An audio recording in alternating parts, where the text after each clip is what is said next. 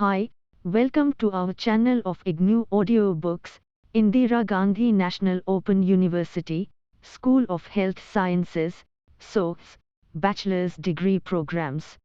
Post-Basic Bachelor of Science in Nursing B.Sc.N. PB.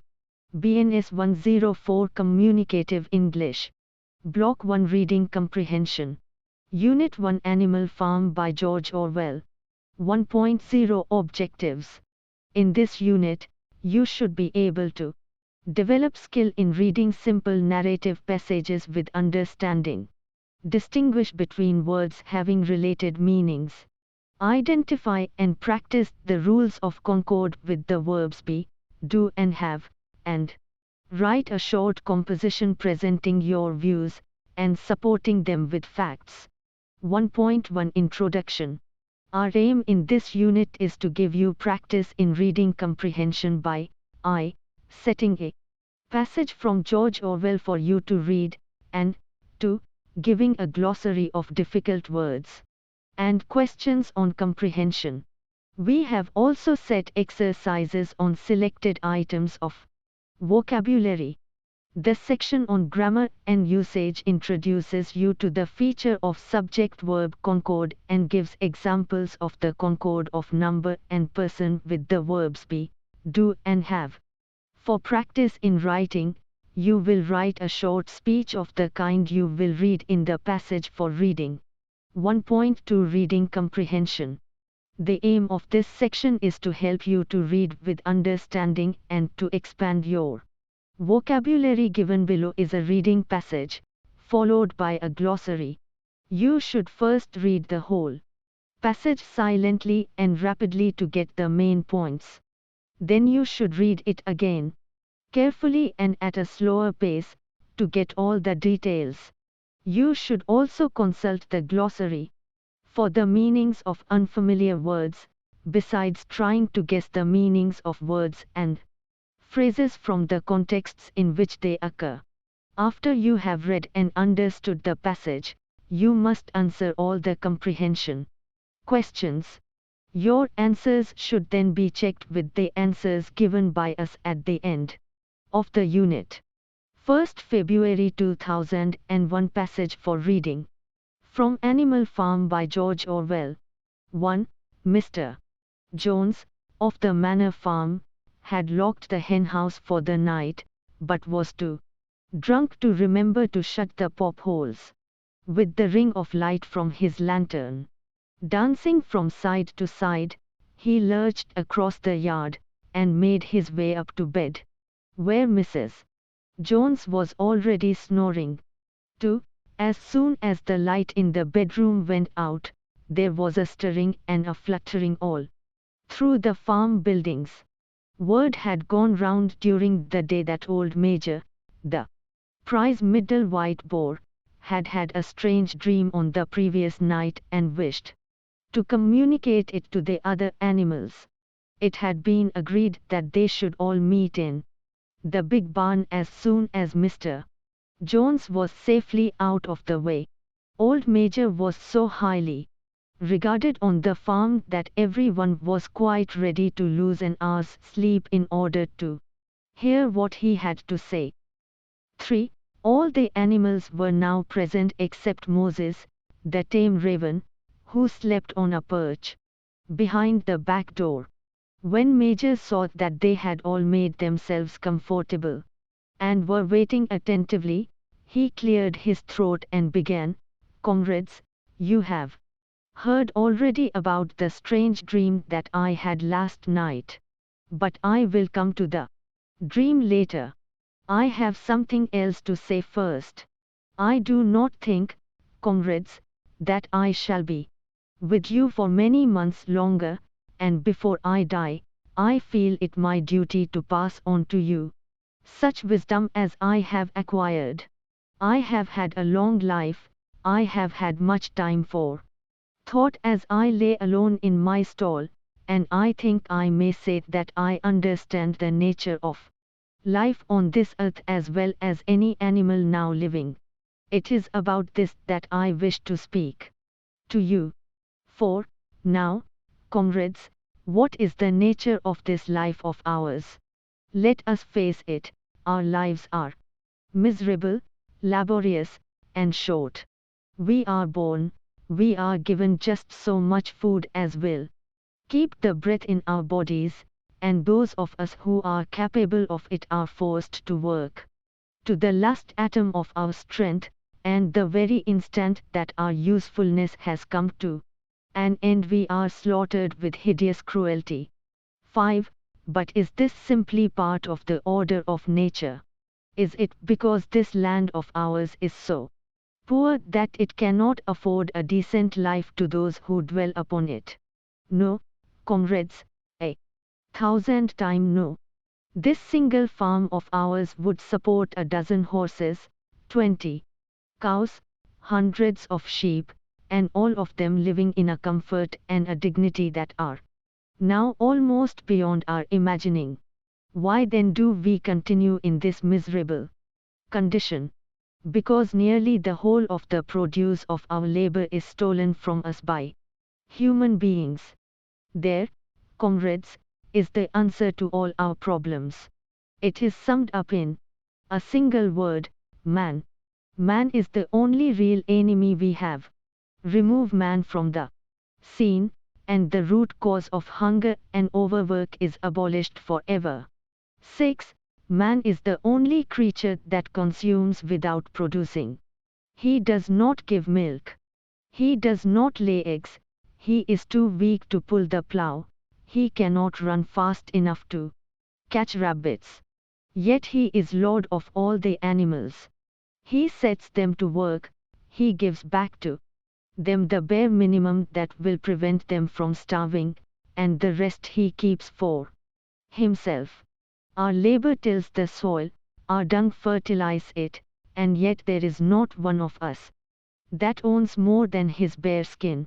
You cows that I see before me, how many thousands of gallons of milk have you given during this last year? And what has happened to that milk which should have been breeding up sturdy calves? Every drop of it has gone down the throats of our enemies. And you hens, how many eggs have you laid this last year, and how many of those eggs ever hatched into chickens? The rest have all gone to market to bring in money for Jones and his men. And you, Clover, where are those 4 foals you bore, who should have been the support and pleasure of your old age? Each was sold at a year old. You will never see one of them again. In return for your 4 confinements and all your labor in the field, what have you ever had except your bare rations and a stall? 7. Is it not crystal clear, then, comrades, that all the evils of this life of ours spring from the tyranny of human beings? Only get rid of man, and the produce of our labor would be our own. Almost overnight we could become rich and free. What then must we do? Why, work night and day, body and soul, for the overthrow of the human race. That is my message to you, comrades: rebellion. I do not know when that rebellion will come. It might be in a week or in 100 years, but I know, as surely as I see this straw beneath my feet, that sooner or later justice will be done. Fix your eyes on that, comrades, throughout the short remainder of your lives. And above all, pass on this message of mine to those who come after you, so that future generations shall carry on the struggle until it is victorious. 8. And remember, comrades, your resolution must never falter. No argument must lead you astray. Never listen when they tell you that man and animals have a common interest, that the prosperity of the one is the prosperity of the others. It is all lies. Man serves the interests of no creature except himself. And among us animals let there be perfect unity, perfect comradeship in the struggle. All men are enemies. All animals are comrades. 1st February 2002. Note on the author. George Orwell was the pen name of Eric Arthur Blair, 1903-50, English novelist and essayist, who was born in India. He is known for his satirical novels, of which Animal Farm, 1945, is one. It is an allegory on the Russian Revolution. A satire is a literary work, a novel, play, etc., which tries to show the foolishness or evil of some establishment or practice in an amusing way. An allegory is a story in which the characters and actions have a deeper moral meaning and represent good and bad qualities. 1st February 2003. Glossary.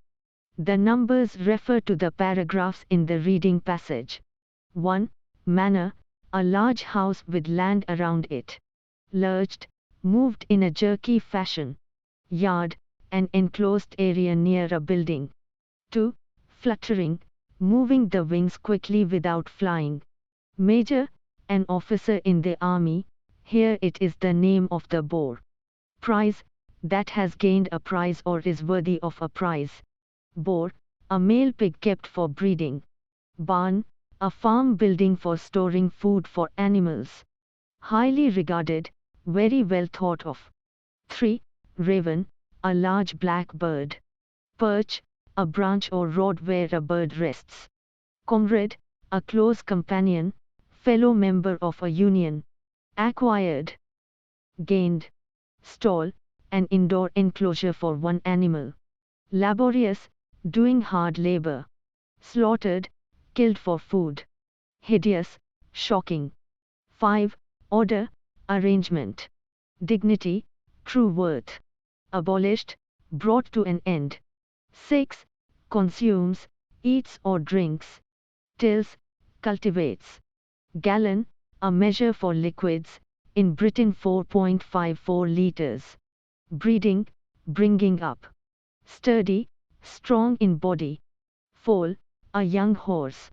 Confinement, here, the time when a mother is about to give birth to a child. 7. Crystal, a transparent natural mineral.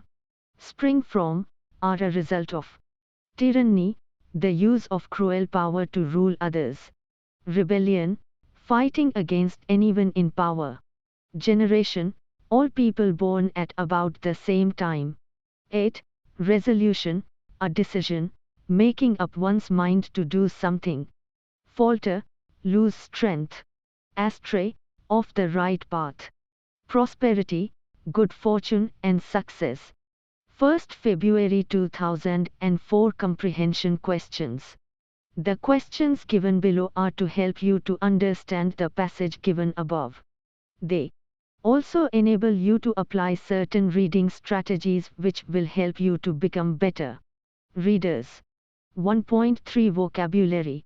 In this section we attempt to enhance your vocabulary by not only giving you words from the text but also make you friends with words which are related to those in the text. 1.4 Grammar. This section will give you practice in what is called concord, that is, agreement in grammar, and the use of the verbs. 1st April 2001. Concord of number and person. The verbs are I, be and its various forms. Am, is, are, was, were. To, do, does. 3. Have, has. Let's see how these verbs are used. 1st April 2002. The verb be. Look at the following sentences, most of which are taken from the reading passage in section 1st February 2001. 1. I am afraid I shall not be able to help you. 2. It is about this that I wish to speak. 3. What is the nature of this life of ours? 4. Is this simply part of the order of nature? 5. Man is the only creature that consumes without producing. 6. Our lives are miserable. 7. We are born, we are given just so much food. 8. Mr. Jones was too drunk to remember to shut the pop holes. 9. Mrs. Jones was already snoring. 10. All the animals were now present.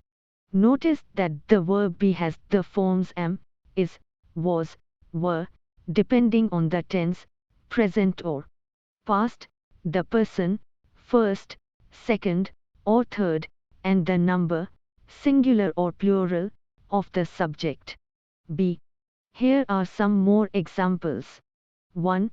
Am, used with I in the present tense. Example. I am an Indian. I am writing a book on India. Am is written as I'm in informal style, usually denoting speech. 2. Is used with he, she, it and singular nouns in the present tense. Examples. 1. Rajiv is the tallest boy in the class. 2. My friend Ramesh is working hard these days. 3. It is very cold today. 4. English is spoken in a large number of countries.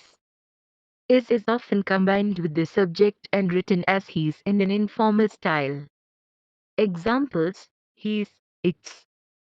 3. Are used with plurals and with you, second person singular, in the present tense.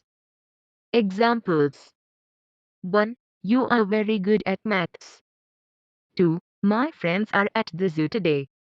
We are also going there. 3. Children below 5 are allowed to travel free on Indian Railways. Are is often combined with the subject and written as re in an informal style. Examples, you are, we are, they are. 4. Was used with I, he, she, it and with singular nouns in the past tense.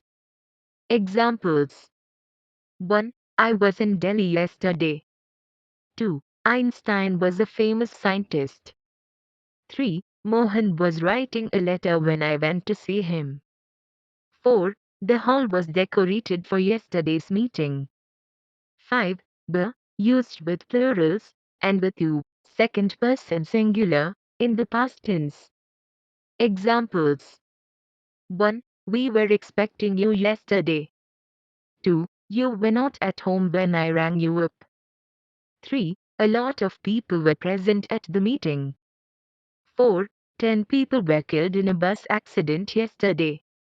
6. When the grammatical subject is there, we use is or are, was or were, depending on the number of the subject following the verb. Examples. 1. There is a girl in that room. 2. There is a man hiding behind the bushes. 3. There are 50 students in this class. 4. There was an interesting program on television yesterday evening. 5. There were hundreds of people at the meeting this morning. 1st April 2003. The verb do. The present tense forms are do and does. Of these, do is used with plurals and with I and you, does is used with the third person singular. Examples. 1. I do not smoke cigarettes. 2. Do you play tennis? 3. We do not wish to hurt you in any way. 4. Sham does not speak Bengali well. 5. Does your father know that you are here? 1st April 2004. The verb have. The present tense forms are have and has. Of these, have is used with plurals and with I and you, has is used with the third person singular. Examples. 1. My friend Sunil has dark hair. 2. I have a bad cold. 3. Have you read Animal Farm? 4. He has not seen many English films. 5. We have not been able to help him in any way. 1.5 Writing. In this section we shall give you practice in composition and the correct use of language. Here is an exercise for you. Check your progress 6. You have read the passage from Animal Farm in section 1st February 2001. Now write a speech of your own in about 200 words. Address the animals and tell them that man has now become the friend of all the animals. Here is a possible beginning. Dear friends, have you realized that man has now become your friend and protector? You may like to mention some of the following. 1. Establishment of wildlife sanctuaries and national parks to help create a natural environment for animals and birds and preserve endangered species. 2. Strict anti-poaching laws. 3. Ban on the export of certain varieties of animal hide. 4. Exposure by the press of crimes against animals, even for medical purposes. 5. Special hospitals and shelters for animals and birds. 1.6 Let us some UP. In this unit we have given you practice in 1. Understanding a narrative passage from George Orwell's novel Animal Farm. 2. Distinguishing between words having related meanings and using them in an appropriate context. 3. Suffixes. 4. Subject-verb concord with the verbs be, do, and have, and 5. Writing a short speech presenting a view different from the one given in the passage. Read. Thank you. Subscribe to our channel for more updates, and we will see you with the next chapter.